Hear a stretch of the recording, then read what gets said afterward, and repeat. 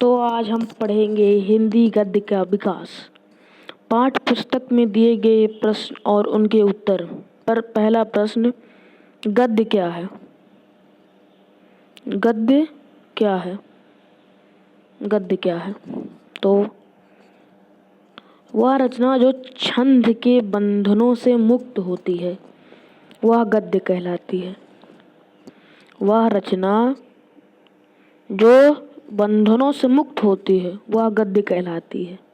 जैसे कहानी हो गया, आपका निबंध हो गया, उपन्यास हो गया आदि। ठीक, तो गद्य क्या है? वह रचना जो छंद बंधनों से मुक्त होती है वह गद्य कहलाती है। जैसे कहानी, निबंध, उपन्यास आदि। समझ गए सभी लोग? तो पहला प्रश्न उत्तर कंप्लीट। दूसरा, गद्य और पद्य में अंतर बताइए। तो गद्य और पद्य में अंतर, विषय की दृष्टि से गद्य और पद्य में यह अंतर है कि गद्य के विषय विचार प्रधान और पद्य के विषय भाव प्रधान होते हैं। अब गद्य पद्य क्या होता है? जैसे हम लोग लिखते नहीं हैं प्रसंग, भावार्थ, तो जो पद गद्य होता है वो कहानियों में होता है ना, वो कहानियों में होता है, तो उससे हम लोग अपना विचार कर सकते हैं। और जैसे आपने कोई कहानी लिखी तो उससे आप अपना विचार प्रकट सकते हैं। और पद्य जैसे कोई कविता में हो, जैसे आप भाव पसंद कर सकते हैं। जैसे इस समय बरसात का मौसम चल रहा है तो आप अपने भाव को पसंद कर सकते हैं जी। ये हो गया गद्य और पद्य भाव में अंतर। अब हम पढ़ते हैं हिंदी गद्य का आविर्भाव कब हुआ। जो हिंदी गद्य है कहानी का, उसका आविर्भाव कब हुआ? हिंदी का बहुसंख्य विद्वान हिंदी गद्य का आविर्भाव 13वीं शताब्दी को मानते हैं। 13वीं शताब्दी को हिंदी गद्य का क्या हुआ? आविर्भाव हुआ। किंतु हिंदी गद्य का वास्तविक स्वरूप 19वीं शताब्दी के नवजागरण काल में दिखाई पड़ता है।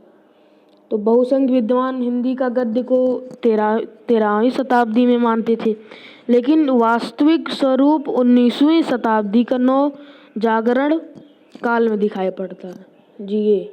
ये महत्वपूर्ण प्रश्न है, इसको आप नोट कर लीजिएगा। और इसी तरह हम आगे बढ़ते हैं। खड़ी बोली गद्य के 4 प्रारंभिक उत्तरायंकों के नाम लिखिए। तो खड़ी बोली के नाम लिखिए। तो पहला क्या होगा? सदा सुख लाल। ये 4 उन्नायकों थे। सदा सुख लाल हो गए, इंशाअल्लाह खान हो गए, लल्लू लाल हो गए और ये सदल मिश्र हो गए। ये 4 लोग हो गए आपके। और हिंदी की किन्हीं 3 बोलियों के नाम लिखिए। हिंदी में जानते हैं आप 3 बोलियां। पहले हो गया ब्रज बोली, खड़ी बोली और बुंदेली बोली जी। पहला क्या होगा? ब्रज बोली, खड़ी बोली और बुंदेली बोली। और प्रश्न 6 में, हिंदी गद्य के प्रसार में ईसाई पादरियों के क्या योगदान रहा? तो ईसाइयों ने बाइबिल की खड़ी बोली में अनुवाद कराया और उसे उत्तर भारत के विभिन्न स्थानों में वितरित करके अपने धर्म के साथ हिंदी गद्य का भी प्रसार किया। तो इस ईसाइयों ने अपने बाइबिल को किस में अनुवाद कराया था? हिंदी की दूसरी बोली में, खड़ी बोली में। और उन्हें उत्तर भारत में भेजा गया जिससे उन्हें अपना धर्म का प्रचार कर सके। और उसके बाद फिर अपने हिंदी गद्य का भी वो प्रसार कर दिए। देखिए जी। उसके बाद फिर हम देखें रामचंद्र शुक्ल को गद्य में किन्हीं 2 विधाओं को सर्वाधिक सफलता मिली। तो रामचंद्र शुक्ल को गद्य के किन्हीं 2 विधाओं को सफलता मिली। पहला क्या था? निबंध, दूसरा आलोचना। तो क्या हो गया? पहला निबंध हो गया आपका, दूसरा क्या हो गया? आलोचना। प्रश्न 8, हिंदी गद्य का काल विभाजन कीजिए। तो पहला क्या है?